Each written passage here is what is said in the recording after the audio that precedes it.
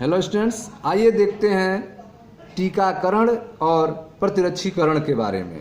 ठीक है, टीकाकरण क्या होता है इसके बारे में समझते हैं। प्रतिरक्षीकरण या टीकाकरण का सिद्धांत प्रतिरक्षा तंत्र की स्मृति के गुण पर आधारित है। ठीक है, तो कोई भी वैक्सीन जो दिया जाता है, कोई भी इंजेक्शन जो है आपको वैक्सीनेशन कराई जाती है, ठीक है, जैसे हेपेटाइटिस बी का, टिटनस का, पोलियो का, तो जो भी वैक्सीनेशन किया जाता है उसका जो सिद्धांत है वह स्मृति के गुण पर आधारित है। ठीक है, प्रतिरक्षीकरण या टीकाकरण का सिद्धांत प्रतिरक्षा तंत्र की स्मृति के गुण पर आधारित है। ठीक है, टीकाकरण में रोगजनक, ठीक है, टीकाकरण के दौरान क्या करते हैं, रोगजनक या निष्क्रिय दुर्बलीकृत, ठीक है, दुर्बलीकृत रोगजनक टीका को प्रतिजनी प्रोटीनों को निर्मित शरीर में प्रवेश कराई जाती है। तो आप देख रहे हैं कि टीकाकरण के दौरान क्या किया जाता है, शरीर में जो इंजेक्शन लगाया जाता है वैक्सीन कह के, उसमें शरीर में क्या डाला जाता है, तो आपके बॉडी में जो है वह रोगजनक डाले जाते हैं। ठीक है, रोगजनक डाले जाते हैं। वे रोगजनक निष्क्रिय रूप में होते हैं या फिर दुर्बलीकृत होते हैं, ठीक है, कमजोर होते हैं।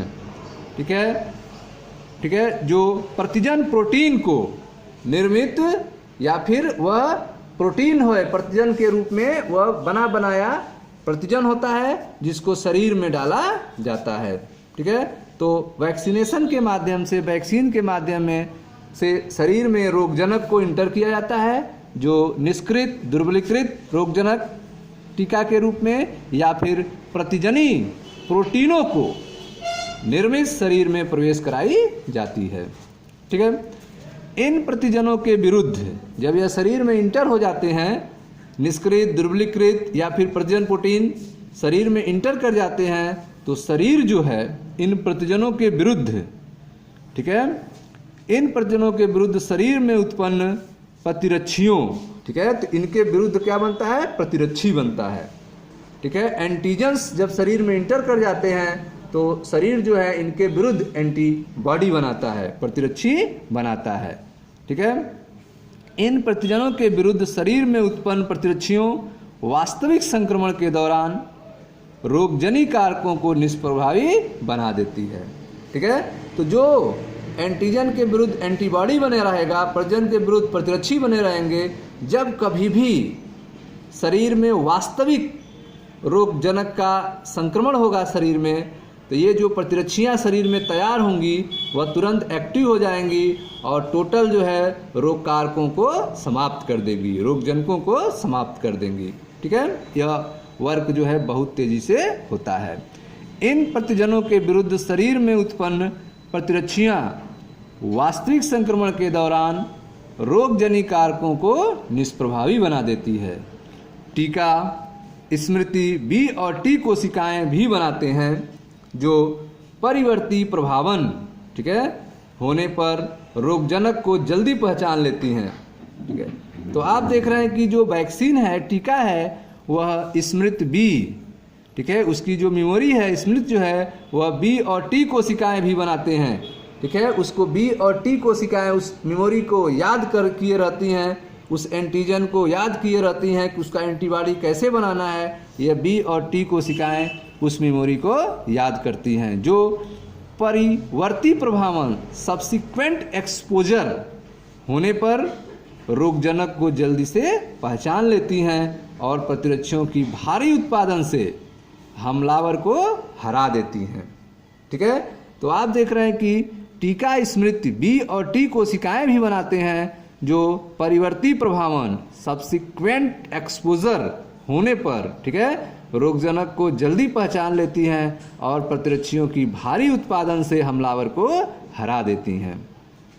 ठीक है, अगर व्यक्ति किन्हीं ऐसे घातक रोगाणुओं से संक्रमित होता है जिसके लिए फौरन प्रतिरक्षियों की आवश्यकता है, ठीक है, क्योंकि आप देख रहे हैं कि प्रतिरक्षी के बनने में समय लगता है।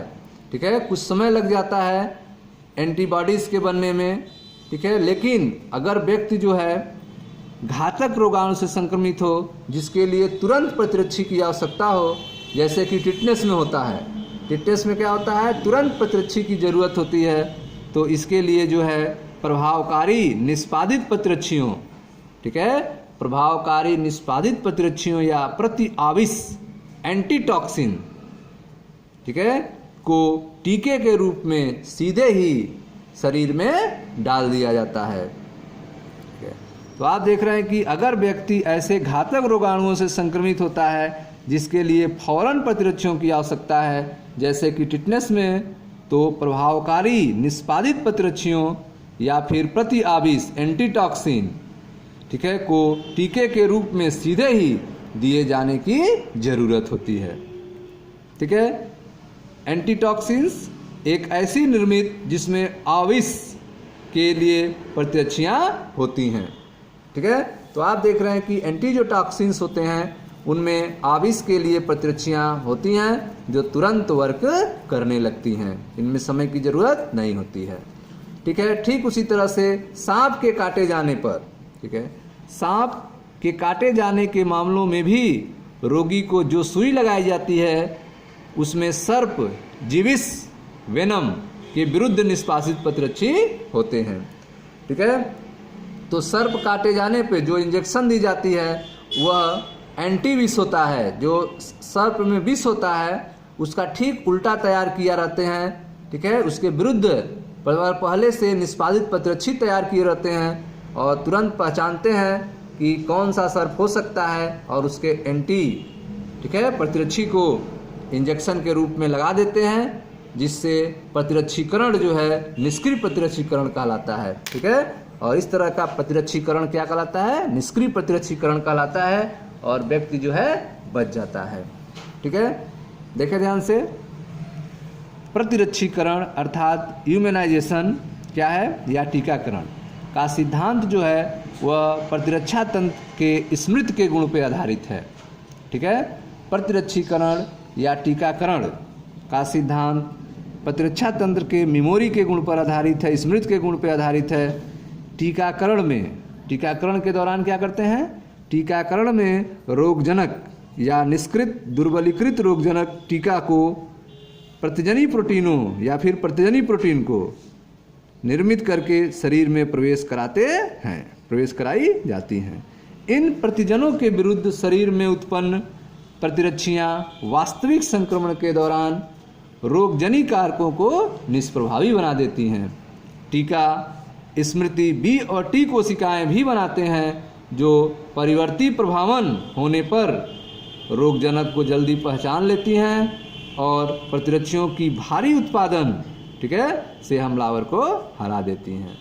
अगर व्यक्ति किन्हीं ऐसे घातक रोगाणुओं से संक्रमित होता है जिसके लिए फौरन प्रतिरक्षी की आवश्यकता होती है, जैसा कि टिटनेस में होता है, तो प्रभावकारी निष्पादित प्रतिरक्षियों या प्रति आविष को टीके के रूप में सीधे ही दिए जाने की जरूरत होती है। ठीक है, सांप के काटे जाने के मामलों में भी रोगी को जो सुई लगाई जाती है उसमें सर्प जीविस अर्थात वेनम के विरुद्ध निष्पादित प्रतिरक्षी होते हैं। इस प्रकार का प्रतिरक्षीकरण निष्क्रिय प्रतिरक्षीकरण कहलाता है। ठीक है, पुनर्योगज डीएनए, ठीक है, रिकॉम्बिनेंट डीएनए प्रौद्योगिकी से, ठीक है, पुनर्योगज डीएनए प्रौद्योगिकी से जीवाणु या खमीर में रोगजनक की प्रतिजनी पॉलीपेप्टाइड का उत्पादन होने लगा है। ठीक है, तो आप देख रहे हैं कि बायोटेक्नोलॉजी के हेल्प से, ठीक है, पुनर्योगज डीएनए अर्थात रिकॉम्बिनेंट डीएनए प्रौद्योगिकी से जीवाणु या खमीर के सेल के अंदर रोगजनक के प्रतिजनी पॉलीपेप्टाइड का उत्पादन होने लगा है। ठीक है, इस विधि से टीकों का बड़े पैमाने पर उत्पादन होने लगा है और इसलिए प्रतिरक्षीकरण हेतु उन टीकों की उपलब्धता खूब बढ़ी है, जैसे खमीर से बनने वाला एक्रिसोथ बी का टीका। ठीक है, तो ईस्ट के सेल के अंदर रोगजनक प्रतिजन को इंटर किया जाता है और उसका पॉलीपेप्टाइड बन के, ठीक है। प्रतिजन पॉलीपेप्टाइड का उत्पादन तेजी से होता है और इन्हें जो है वैक्सीन के रूप में अधिक मात्रा में तैयार करके लगाया जाता है, जैसे कि आपने देखा हेपेटाइटिस बी का टीका। ठीक है। तो पुनर्योगज डीएनए अर्थात रिकॉम्बिनेंट डीएनए प्रौद्योगिकी से जीवाणु या ईस्ट में रोगजनक के प्रतिजन पॉलीपेप्टाइड का उत्पादन अब होने लगा है। इस विधि से टीका का बड़े पैमाने पर उत्पादन होने लगा है और इसलिए प्रतिरक्षीकरण हेतु उन टीकों की उपलब्धता खूब बढ़ी है, जैसे कि खमीर ईस्ट से बनने वाला हेपेटाइटिस बी का टीका। ठीक है स्टूडेंट्स, यह था आपका टीकाकरण और प्रतिरक्षीकरण के बारे में। Thank you.